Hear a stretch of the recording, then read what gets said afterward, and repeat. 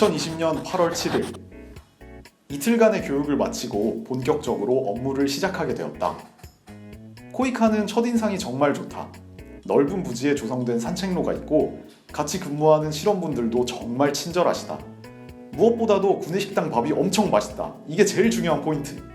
우리가 제일 먼저 맡은 업무는 바로 CRTV 청렴 콘텐츠 기획이다. 지금까지 CRTV에는 인터뷰나 브이로그 같은 영상들이 주로 올라왔었는데 대본을 짜고 연기를 하는 건 우리 기수가 최초다. 우리는 4명밖에 없고 제대로 된 영상 편집이나 연기를 해본 사람도 없는데 잘 해낼 수 있을까? 2020년 9월 14일 9월은 재택의 달이었다. 코로나19 병상 부족 문제를 해결하기 위해서 연수센터가 생활치료센터로 사용되게 되었고 우리 인턴들은 전원 재택근무를 시작했다.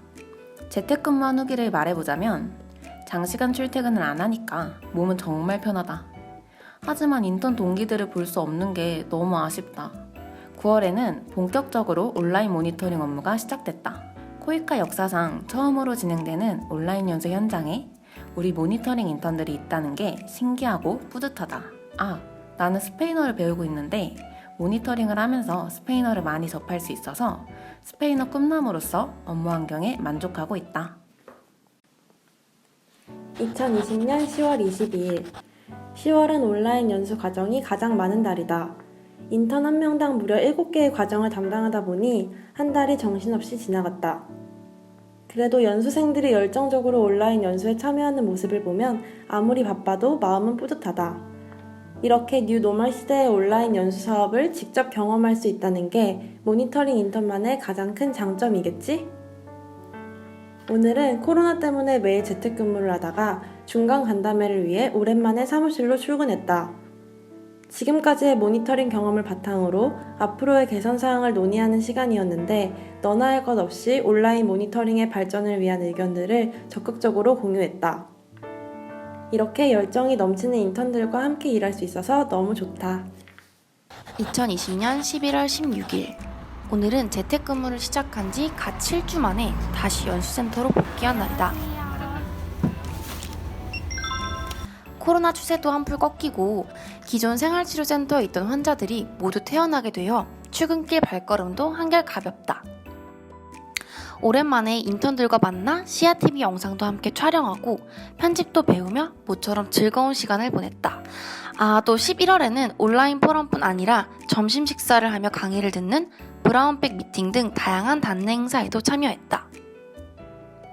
그런데 11월 말 다시 코로나 환자가 급증해서 재택근무로 돌아간다고 한다. 모니터링 인턴을 하면서 디지털 노마딕의 라이프 스타일을 체험하는 중이다. 2020년 12월 11일 어느새 인턴 마지막 달이다. 돌이켜보면 우리의 여정은 이전 기수 인턴과도 많이 달랐다.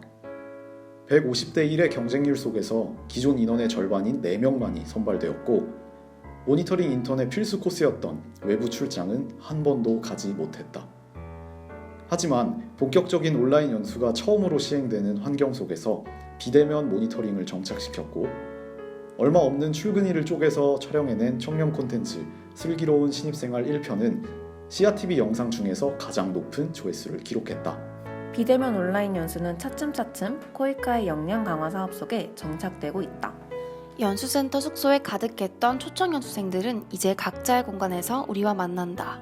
모든 것이 낯설고 새로운 변화의 물결이 국제개발협력의 현장에도 밀려오고 있었다. 2020년 하반기 우리는 이 변화의 최전선에 있었다.